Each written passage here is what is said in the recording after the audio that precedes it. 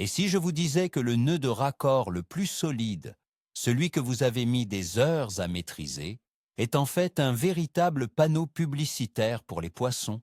C'est une affirmation un peu brutale, je sais.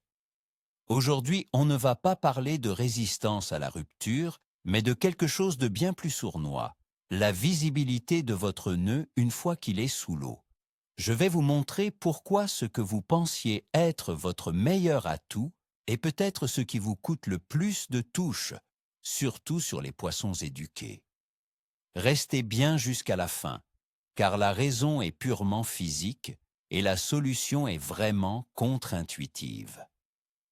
D'ailleurs pour vous, c'est quoi le nœud de raccord ultime? Mettez-le en commentaire. On va voir si votre champion tient la route après ces explications. Depuis qu'on est gamin, on nous apprend une chose essentielle. Un bon pêcheur, c'est un pêcheur qui fait des nœuds, qui ne casse pas. On passe des heures sur Internet à apprendre le nœud FG, le Peckset, l'Albright amélioré. On serre, on teste, on est fier de notre petit chef-d'œuvre de tressage qui passe comme une lettre à la poste dans les anneaux. C'est presque une obsession collective, et c'est tout à fait normal. La hantise de tout le monde, c'est de perdre le poisson de sa vie à cause d'un nœud qui lâche. On a donc concentré toute notre attention sur la solidité et la finesse du passage dans les anneaux.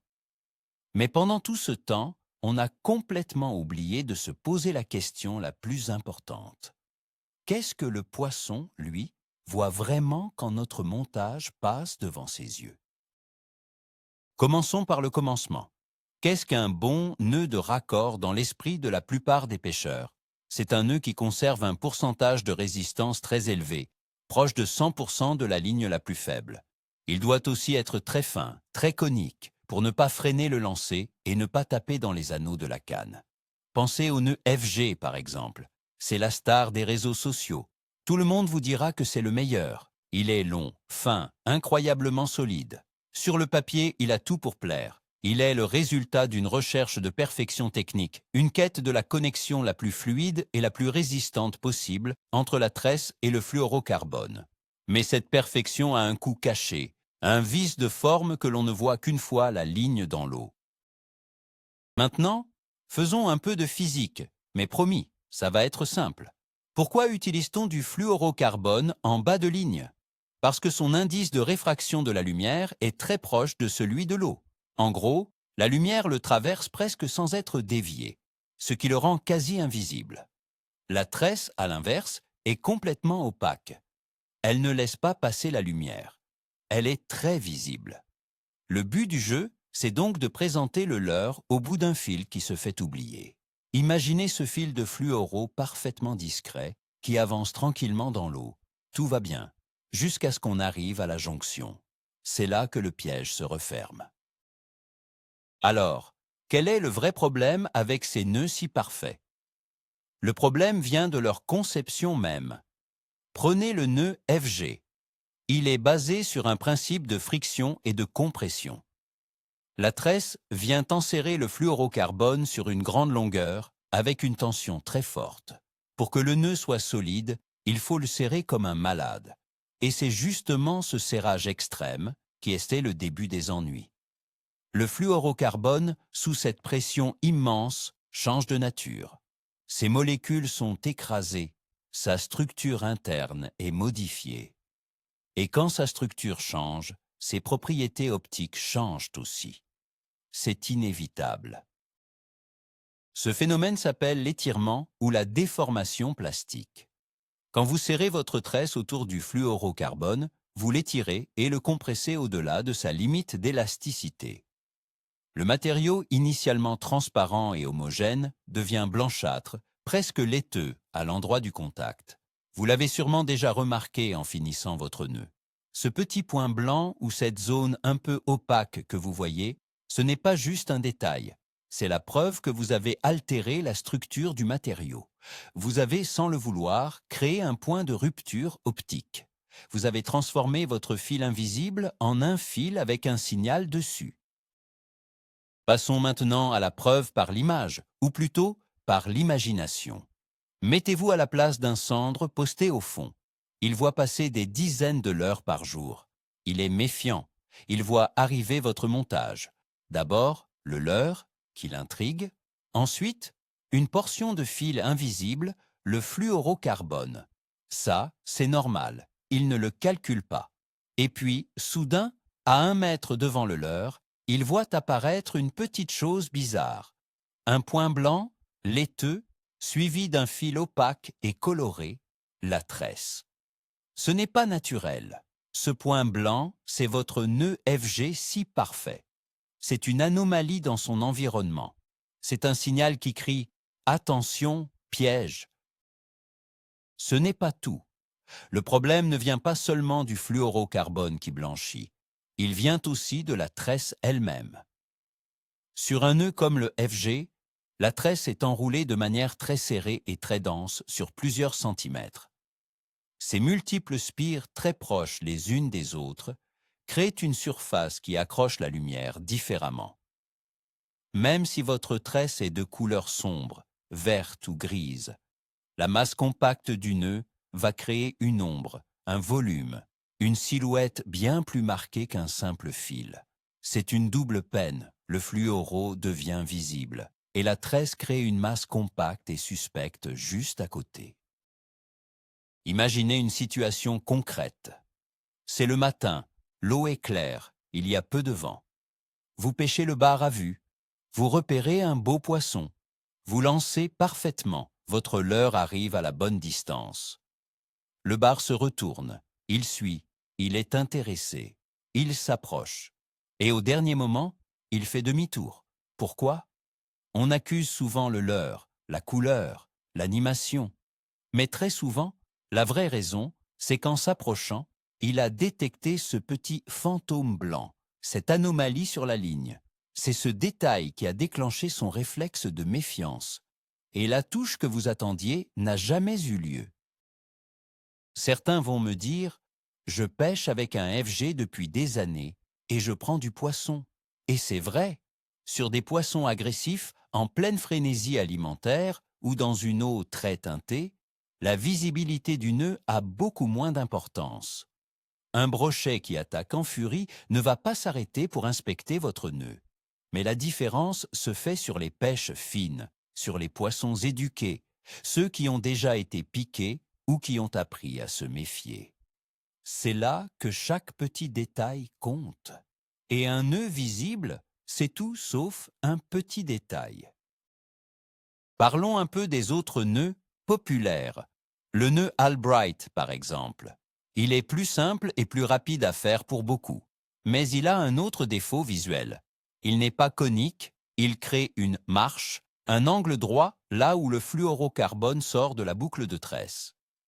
Cette cassure nette dans la ligne est aussi quelque chose de très peu naturel. De plus, pour le finaliser, on a souvent une petite boucle et un brin qui dépassent, qu'on coupe ou qu'on brûle.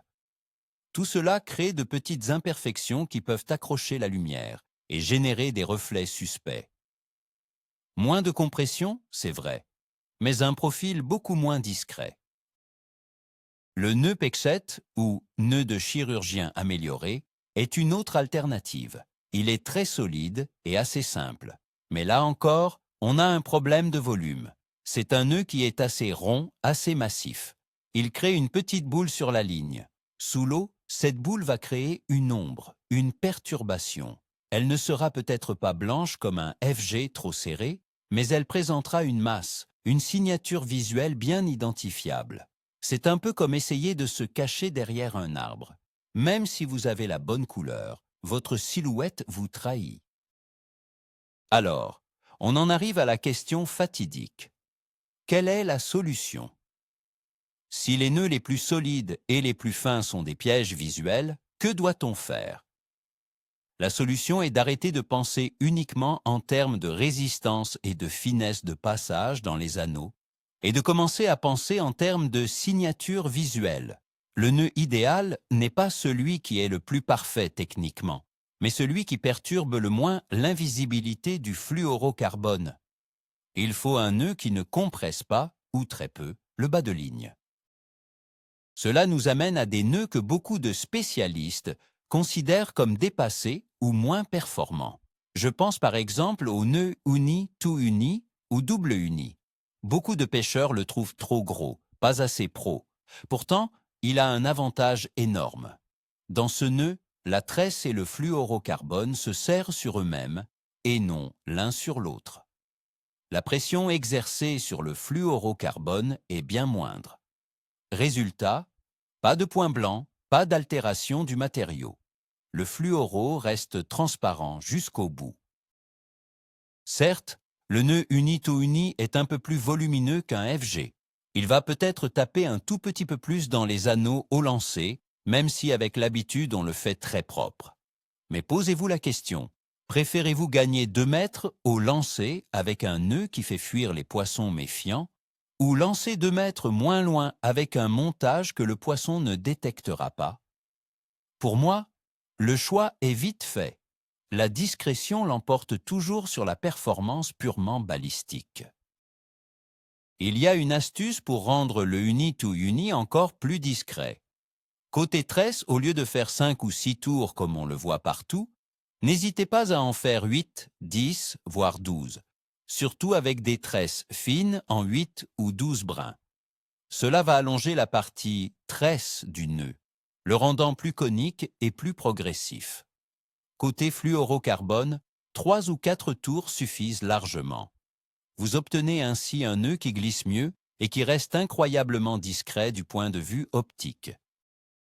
Un autre avantage de ces nœuds plus simples, c'est qu'ils sont beaucoup plus faciles à refaire au bord de l'eau. Imaginez la scène, il fait froid, vous avez les doigts gourds, le vent souffle. Essayez de faire un nœud FG parfait dans ces conditions, c'est un cauchemar. On le serre mal, il glisse et on finit par s'énerver. Un uni-to-uni se fait en 30 secondes, les yeux fermés. Vous êtes donc plus susceptible de refaire votre bas de ligne quand il est abîmé, et donc de pêcher plus efficacement et avec plus de confiance. L'idée, ce n'est pas de dire qu'il faut bannir le nœud FG. Il reste excellent pour des pêches où la discrétion est secondaire, comme les pêches fortes du silure ou certaines pêches exo. Mais pour la traque des percidés, des salmonidés ou des prédateurs marins en eau claire, il faut vraiment réfléchir à 2 fois.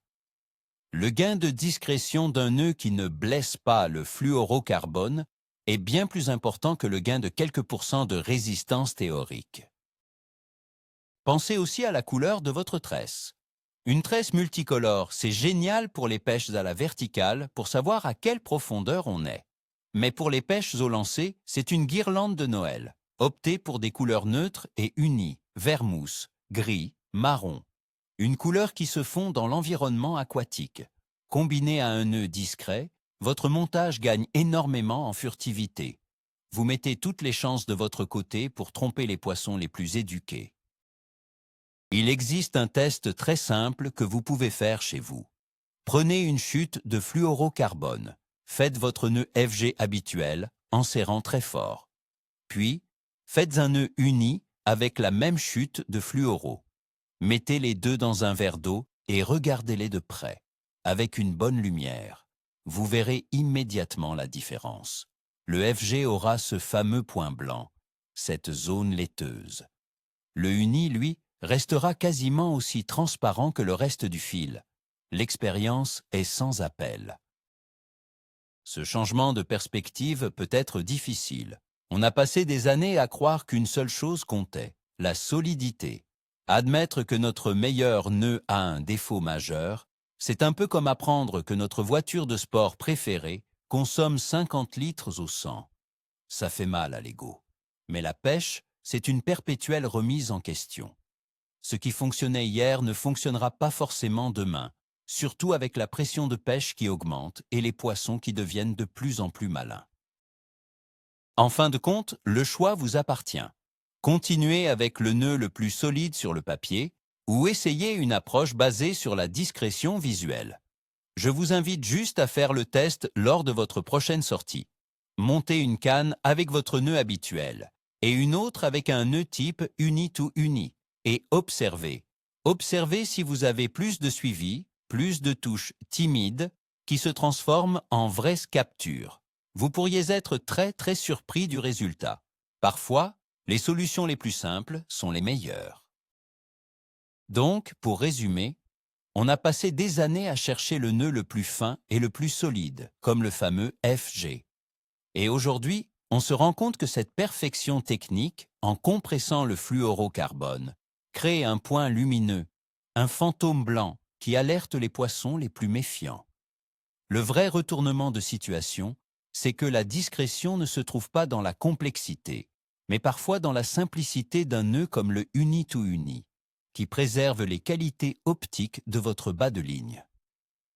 Pensez à la signature visuelle de votre nœud et pas seulement à sa résistance, peut littéralement débloquer des pêches difficiles. Merci beaucoup d'avoir regardé jusqu'au bout. Si cette vidéo a un peu bousculé vos certitudes, mettez un gros pouce bleu, ça aide énormément la chaîne. Et bien sûr, abonnez-vous pour d'autres astuces qui sortent des sentiers battus. Alors, la question finale est pour vous.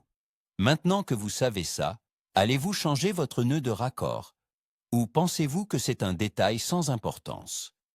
J'ai vraiment hâte de lire vos avis et vos expériences dans les commentaires.